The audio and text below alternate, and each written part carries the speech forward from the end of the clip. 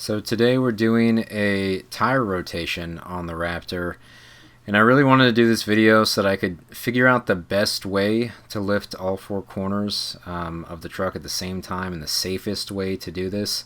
So I did kind of figure this out along the way, but hopefully this will help people out who want to do this and do it safely.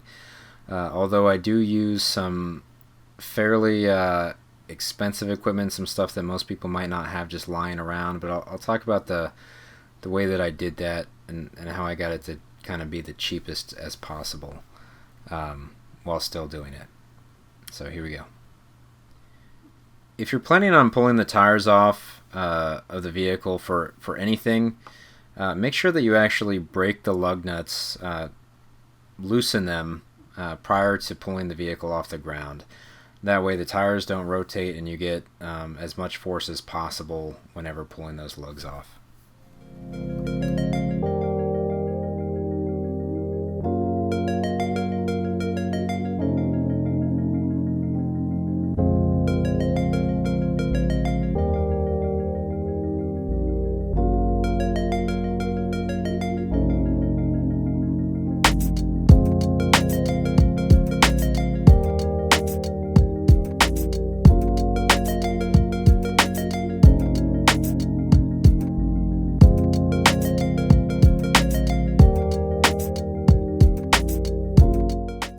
You'll see me using a torque wrench here as a breaker bar. Don't do that unless you absolutely have to. I couldn't find my my actual breaker bar, so I did use this. But that's how you break them, so don't do that.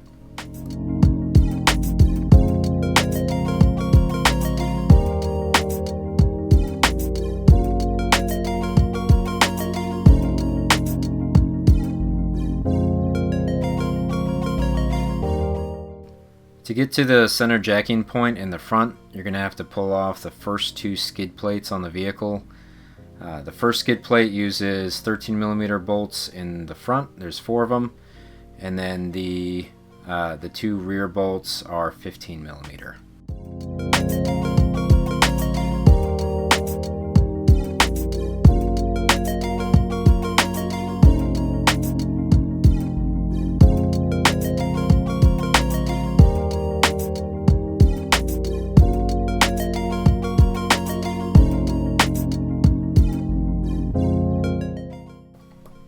The next skid plate has another 4 bolts. There are 2 larger ones, those are 13mm, and then the ones just behind it are going to be 12mm on the passenger side and 10mm on the driver's side.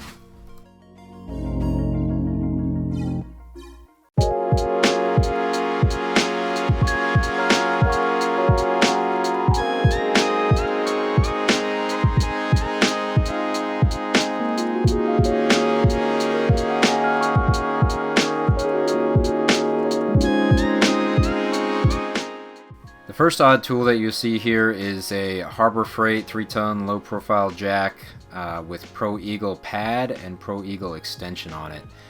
The pad does require some modification. You have to Dremel out the inside, but it will fit on there and then screw in using the stock Harbor Freight bolt. The front center jacking point is this cross member which holds on the lower control arms. Before you start lifting the front of the vehicle, make sure that you put wheel chocks behind the rear tires. The parking brake is on, but it's still very important to use those wheel chocks before you start lifting the front of the vehicle.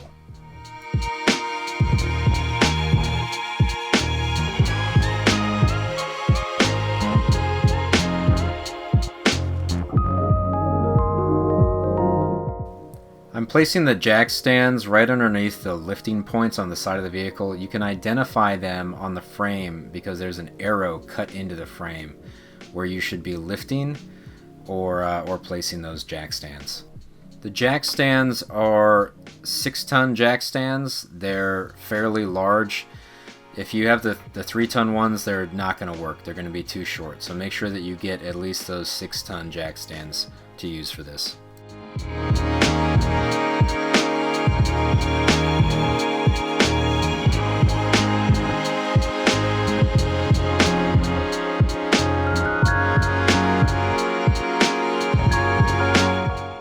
I went very slow with this whole process because it's dangerous.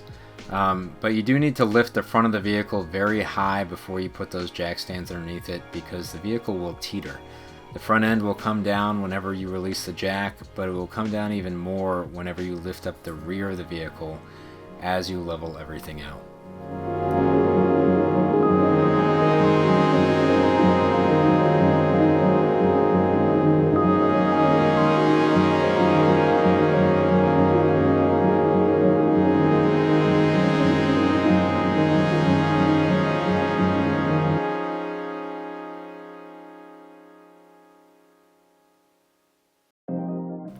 The manual says not to use the differential, the rear differential, as a lifting point, so I decided to use the hitch receiver as a lifting point, and it works out well with this extension. There's no issues getting it up and then lifting it high enough to get it off the ground. Before actually lifting, just like with the rear, I needed to use some sort of chalk block to make sure, just in case the front tires teetered enough to touch the ground, that they wouldn't roll forward. So I put something in front of the front tires and then began lifting up the vehicle.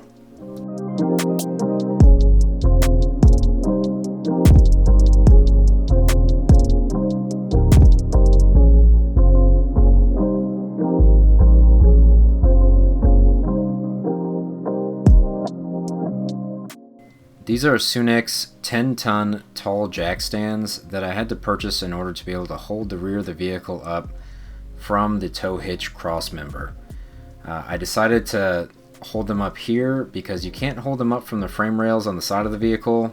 There's too much weight over the back right now, especially with my setup. And without lifting from the rear differential, the long travel on the suspension makes it difficult to get the axle high enough to put jack stands underneath the rear axle.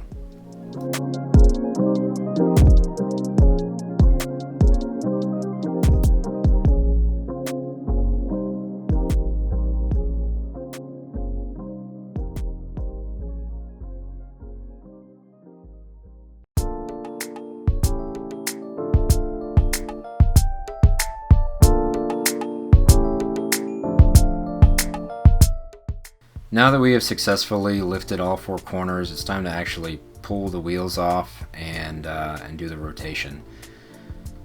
So I am going to be using an electric impact wrench to do that.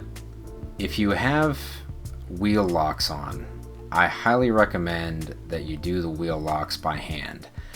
I am not doing that here.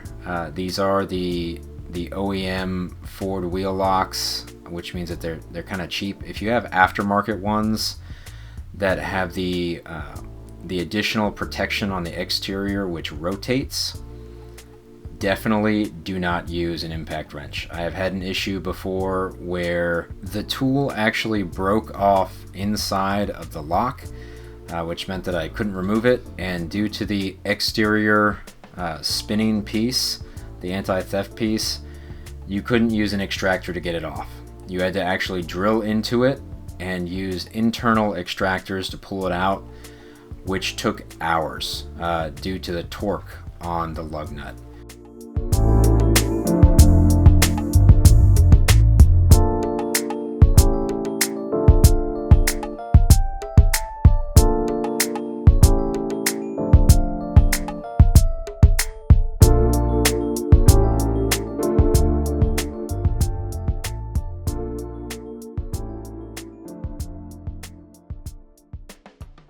These front tires are going to cross the vehicle and go into the rear. So the front passenger will go to the rear driver, and the front driver will go to the rear passenger.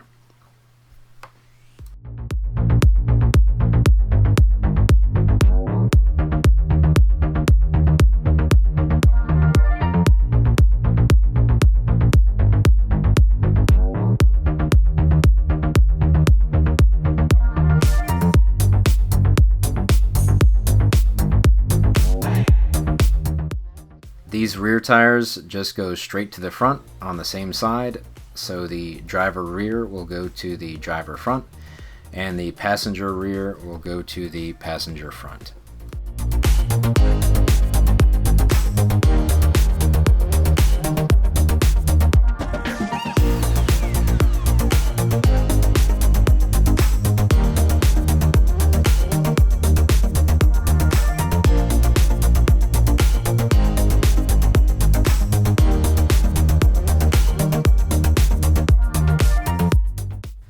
putting the lug nuts back on, make sure that you put them on hand tight. You can use a socket, you don't actually have to use your fingers, but put them on hand tight before using the impact to make sure that everything is evenly attached on the vehicle. And make sure that you use a crisscross pattern whenever you're tightening them, both by hand and with the impact wrench for the initial tighten. So I was about to throw on this rear tire whenever I remembered that I have applied anti-seize to the front of the vehicle but not to the rear of the vehicle.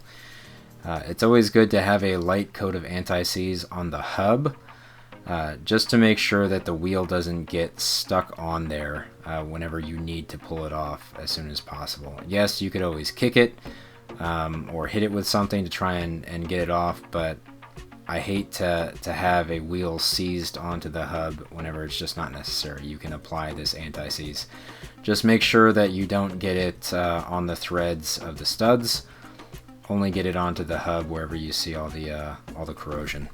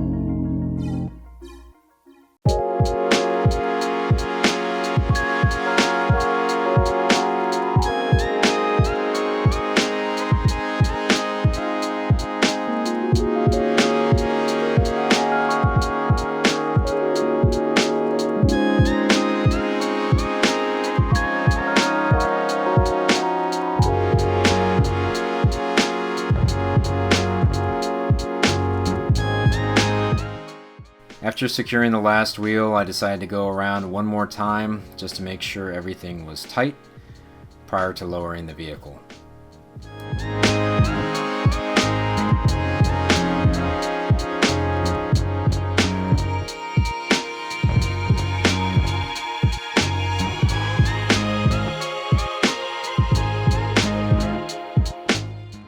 Since I had the jack in the rear, I decided to do the reverse and lower the rear of the vehicle first before doing the front.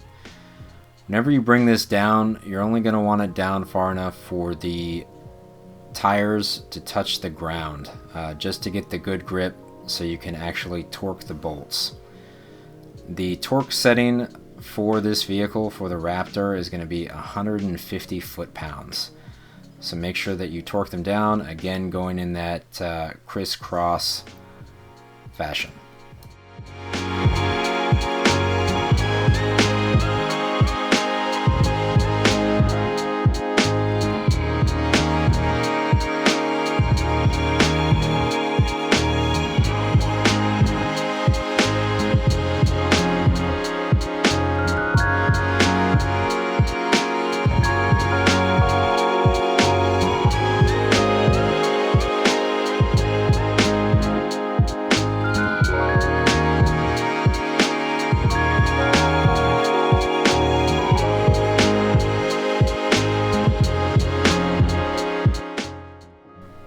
Once you have torqued both wheels on the axle, you're going to want to go ahead and lower the vehicle the rest of the way so that you can start to drop the front of the vehicle and torque the front.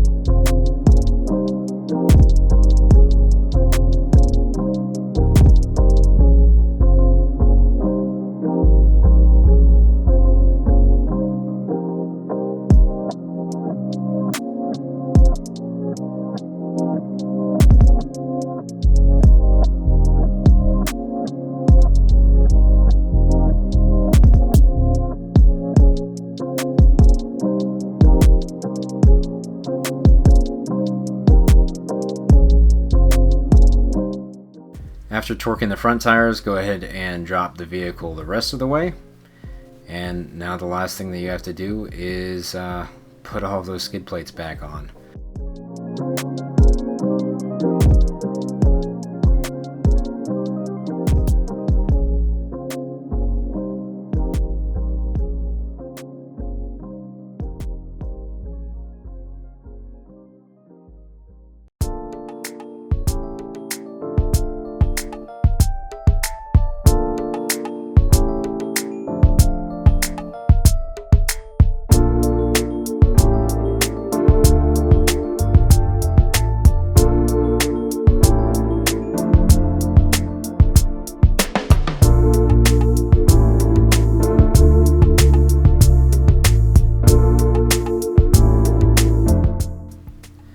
I mentioned this before in a previous video, but anytime you're using an impact wrench, it's definitely not something that you want to trust, especially with something that requires torque.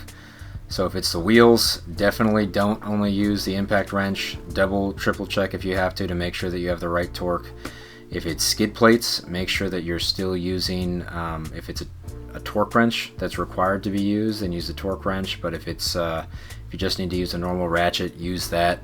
But do not rely entirely on the impact wrench to give you everything that you need, because that driver is going to click even whenever things aren't completely tightened down. And just for safety, make sure that you always do it by hand afterward.